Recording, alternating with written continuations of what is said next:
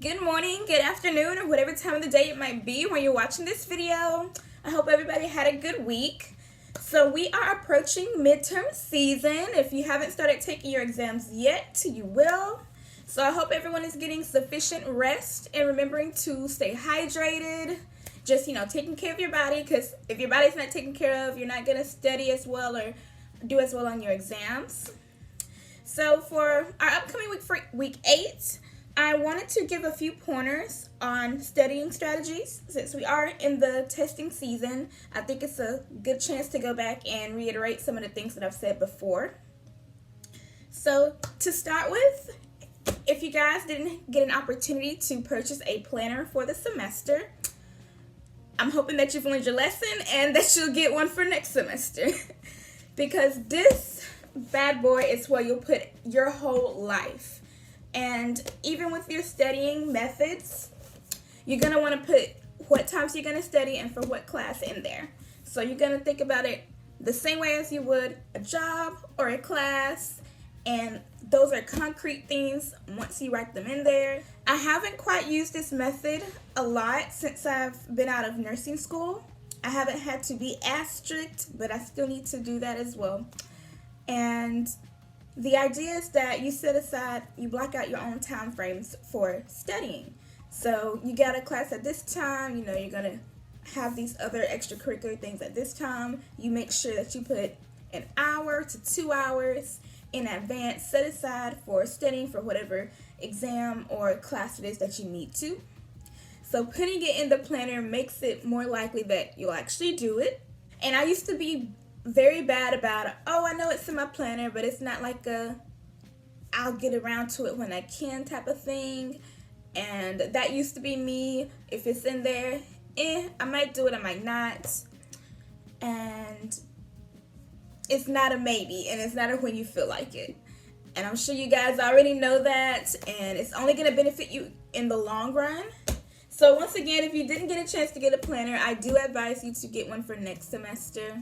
Okay, so for the next portion, my best studying strategies also include flashcards. So if you guys are familiar with Quizlet, that is going to be your best friend, or at least it was my best friend my freshman and sophomore year. And I've switched to, I still use Quizlet, but I'm more likely to write down those terms from Quizlet. I don't just do the flashcards, going through it and just reading it from the screen. I'll make sure I write those down, write them out, read them back to myself, and that is how I best remember terminology.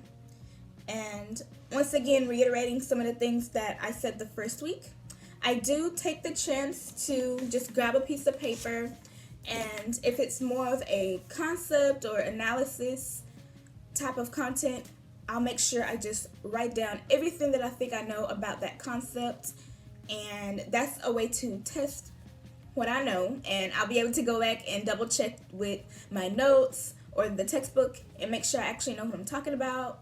And that's more beneficial when you know you're going to have essay questions, because I have being a sociology major, I have a lot of essay questions on my exams. So that is the best technique that I've found so far. If you guys are wanting to use those, I'm hoping that you'll find some benefit in that as well. Going over the resources that we have here on campus, we also have our Learning Center, of course. You're able to make appointments with them throughout the week if you're needing help with any specific area. I know my English was a tough subject for me, literature. I had a lot of grammatical errors, so I would go mainly for that.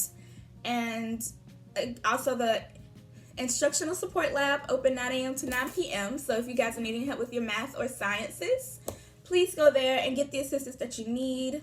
And there's no shame in asking for help. And also your professors are going to get notified that you went. So, little brownie points in that area. And they do take that into consideration when they're grading your work. So I just want you guys to stay encouraged. And if you're needing help, just make sure your professor knows. Because sometimes they're not aware, and asking for help or letting them know that you're aware that you're struggling a bit or don't really understand a certain concept as much as the others, they know that you're asking for help and you're taking that next step to understand the content, and that makes all the difference.